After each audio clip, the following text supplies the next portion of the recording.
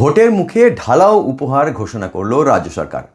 দান খয়রাতির রাজনীতিতে মমতা বন্দ্যোপাধ্যায়ের মাস্টার স্ট্রোক। লক্ষ্মীর ভাণ্ডার বাড়ল 500 টাকা। রাজ্য সরকারি কর্মচারীদের ক্ষোভে শান্তির জল ছেটাতে ডিএ বাড়ল 4%। যুবক যুবতীদের কাছে টানতে চালু করা হলো 1500 টাকা বেকার ভাতা।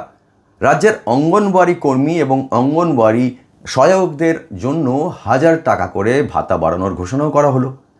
সামাজিক প্রকল্পগুলোয় ঢালাও অর্থ বরাদ্দের প্রতিশ্রুতি, কিন্তু টাকার যোগান আসবে কোথা থেকে?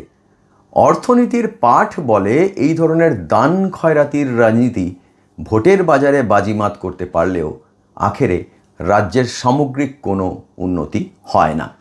রাজ্যে বিনিয়োগের কোনো সংস্থান নেই। নতুন শিল্প তো দূরস্থ, যেগুলো ছিল সেগুলো ঝাঁপ বন্ধ করে ফিরে গিয়েছে। শিক্ষিত তরুণ প্রজন্ম কাজের খোঁজে পাড়ি দিচ্ছে বিদেশে বা ভিন রাজ্যে। পরিযায়ী শ্রমিকদের দিকটাও একবার ভাবুন। এ রাজ্য থেকে হাজার হাজার শ্রমিক কাজের খোঁজে চলে যান ভিন রাজ্যে। এই ধরনের প্রতিশ্রুতি মমতা বন্দ্যোপাধ্যায়কে রাজনৈতিকভাবে এগিয়ে দিলেও রাজ্যকে কিন্তু এগিয়ে দেবে না, বরং পিছিয়ে দেবে। এই ধরনের ঘোষণাগুলি আসলে উৎপাদনহীন জনমুখী প্রকল্প। ওই যে কথায় বলে না, ধার করে ঘি খাওয়া।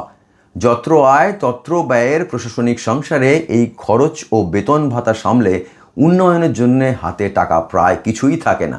তখন সরকার ধার করতে বাধ্য হয়। যারা এইটুকু দেখে আমার মুন্ডুপাত করছেন তাদের একটা তথ্য দিই। 2011 সালে রাজ্যের মোট ধার ছিল 2 লক্ষ কোটি টাকার মতো, আর 2025-26 সালে তা বেড়ে দাঁড়িয়েছে 7.71 লক্ষ কোটি টাকার মতো। ভোটের বাজারে এই ধরনের জনমুখী অনুদান প্রকল্পের ঘোষণা কি শুধু মমতা বন্দ্যোপাধ্যায় একাই করেন? না, তা একদমই নয়।